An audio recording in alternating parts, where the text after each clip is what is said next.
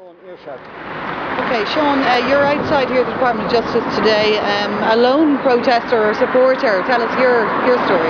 Yeah, well, I've been reading up on the Magdalenes for a few months now, and the stories are absolutely horrific. And these ladies need to be recognised and apologised to most sincerely in the most heartfelt way that can be possible for what these people have endured for well over a century in this country. What the nuns done was it's just stomach churning that these people should class themselves as a religion based on the philosophy of Jesus Christ, and yet they incarcerated young women for sins that they classed as sins into a hellhole.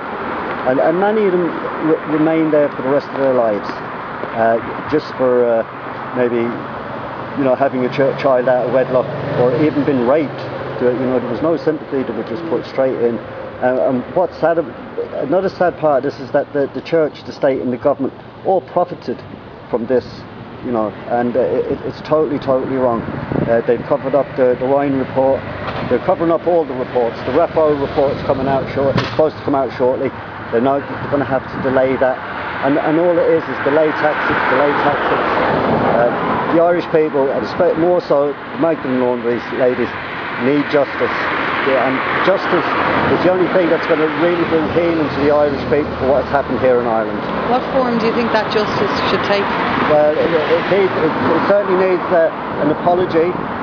And with the apology that an investigation is made into the Roman Catholic Church in Ireland on exactly what it has been doing.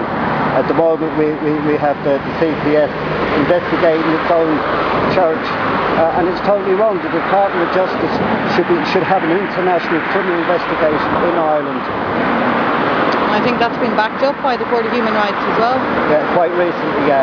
And Alan Shatter should really stand over Enda Kenny's statement. But this really has to be looked into. We've suffered enough. Generations and generations have suffered, and it is passed on from one generation to another.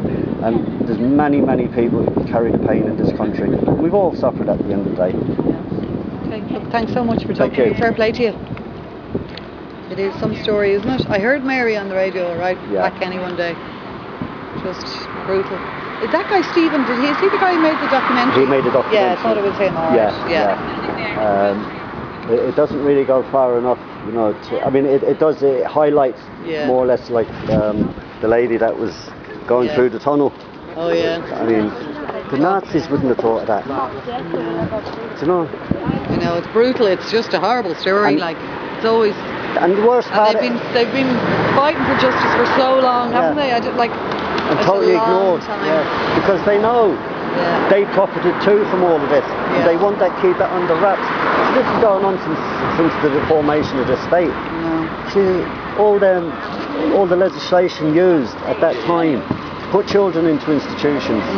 The industrial schools were also known under the Act as orphanages. I know, yeah. And this is all British legislation. Workforces, houses really, weren't they? Laundries and concentration camps, slave concentration camps. Then nuns never had to lift one finger to feed themselves, and neither did the priests. And now they're running out of money. Yes. Well, good enough for them. And the church. It's their time. It's our time now, isn't it? The people. Listen, I'm going to go, but I'll be back. I better file this. Yeah, no worries.